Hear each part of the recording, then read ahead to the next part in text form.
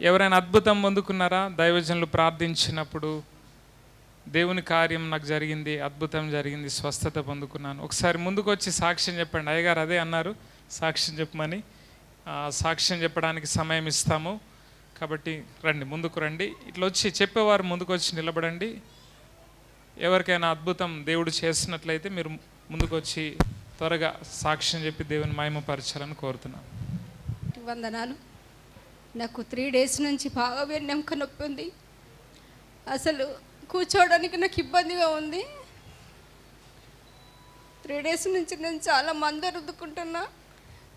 Work చేయడానికి కూడా నాకు ఇబ్బందిగా ఉంది. ఎండిన ఎముకలకు జీవం పోసే దేవుడు అయ్యగారి ద్వారా మాట్లాడి నాకు స్వస్థతనిచ్చిండు. నేను నమ్ముచున్నా, నాకు స్వస్థతనిచ్చిండు. దేవునికి స్తోత్రం. హల్లెలూయా. దేవునికే మహిమ కలుగును గాక. ఆమేన్, ఆమేన్. స్తోత్రంలో మరి నిన్న నైట్ నుండి నాకు విపరీతంగా బ్యాక్ పెయిన్, నెక్ పెయిన్. అసలు ఇట్లా కూర్చుందామన్నా కానీ ఇట్లా విపరీతంగా నొప్పి అనేది జరిగింది.